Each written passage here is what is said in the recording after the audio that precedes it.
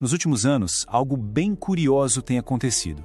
Uma filosofia antiga, que nasceu lá nas ruas de Atenas e foi lapidada nos palácios de Roma, de repente ressurgiu, e com força total. A gente vê em livros de autoajuda, ouve de coaches de negócios, muita gente adotou como um guia para a vida. Só que essa filosofia, o estoicismo, foi uma das grandes rivais do cristianismo lá no comecinho. O que é que explica essa volta? E mais importante, a pergunta vai direto ao ponto e nos coloca no centro de um debate fascinante. Será que existe alguma compatibilidade de verdade entre a cruz e o pensamento desses filósofos? Para a gente conseguir responder, primeiro a gente precisa entender o que é essa febre toda. É fácil entender por que atrai tanto, né? A promessa de ter serenidade no meio do caos, de controlar as emoções, de ter uma força interior que não se abala. Mas a pergunta que fica é: será que esse estoicismo pop que a gente vê por aí tem a ver com a filosofia que os primeiros cristãos encontraram e tiveram que confrontar? A resposta para isso está lá no passado. Ok, então vamos mergulhar nisso. Para a gente entender o confronto, primeiro a gente precisa saber o que era, na essência, a filosofia histórica de verdade, muito antes de virar frase de efeito em rede social. olha só que interessante as datas. Sêneca, Epiteto, Marco Aurélio, todos eles viveram na mesma época dos apóstolos e da igreja primitiva. O cristianismo não nasceu no mundo vazio, né? Ele surgiu num lugar onde o pensamento estoico era uma força gigantesca, principalmente entre a elite intelectual. No coração de tudo para o estoico estava o Logos, mas não era um deus pessoal como a gente pensa. Era mais como uma força, uma razão divina que estava em tudo. Então viver de forma sábia era viver em harmonia com essa razão universal, com o jeito que as coisas são.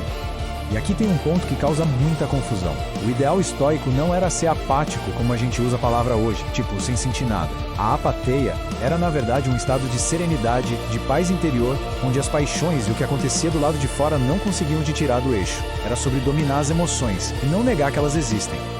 Então, para resumir, a vida estoica se apoiava nisso aqui.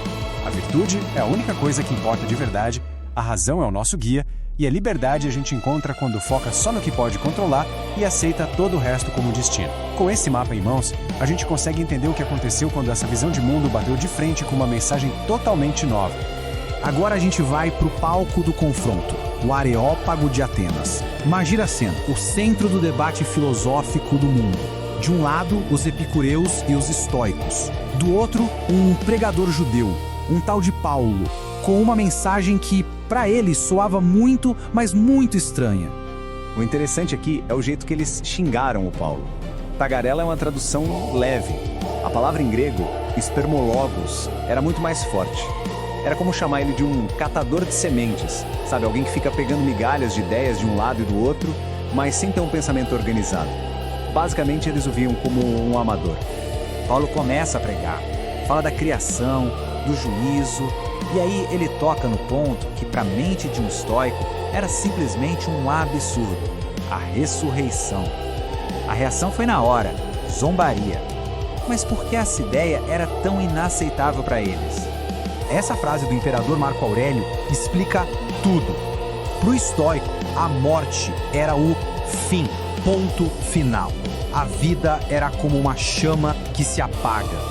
A sabedoria era justamente viver bem porque a morte era certa e definitiva. A ideia de um corpo voltar a viver era loucura. Aquela zombaria lá no Areópago não foi uma coisinha boba, um mal-entendido. Na verdade, ela revelou um abismo gigantesco, tanto filosófico quanto teológico, que separava o estoicismo da fé cristã. Vamos dar uma olhada nos pontos que simplesmente não se encaixam. A primeira e maior diferença de todas. Para o estoico, a morte acaba com tudo e iguala todo mundo. Já para o cristão, a ressurreição de Cristo muda completamente o jogo, transformando a morte, que era um fim, em uma passagem. E aqui a gente chega num ponto central. Como é que se alcança a liberdade? Para o estoico, ela vem de dentro, da força da própria razão. Já para o cristão, a lógica é o contrário. A liberdade não é algo que se conquista, é algo que se recebe. Ela vem de fora, do sacrifício de Cristo, que quebra as correntes que a razão humana sozinha não conseguiria. Pensem um pouco no tamanho dessa diferença. O logos estoico é como uma lei da natureza, algo com que a gente tenta se alinhar. Já o Deus da Bíblia é uma pessoa com quem se pode ter um relacionamento. Um criador que não só criou as regras, mas que age na história e leva tudo para um propósito final. No fim das contas, a grande divergência é sobre a condição humana. O estoicismo é uma filosofia de autossuficiência, de um certo orgulho na capacidade humana de aguentar firme e vencer.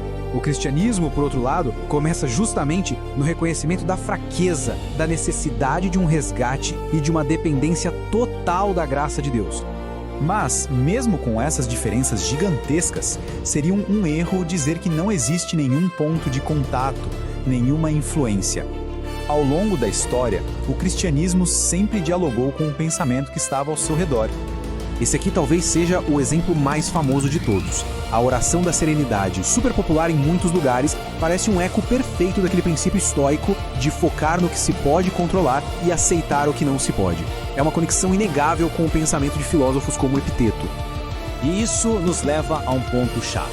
Uma coisa é usar uma ferramenta prática, uma lição para lidar com a ansiedade. Outra, bem diferente, é adotar toda a visão de mundo que está por trás dela.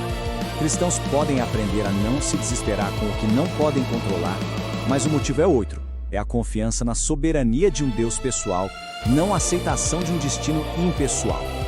E assim, a gente volta para a nossa pergunta do começo. Depois de analisar as origens, os confrontos e as diferenças mais profundas, qual é a resposta?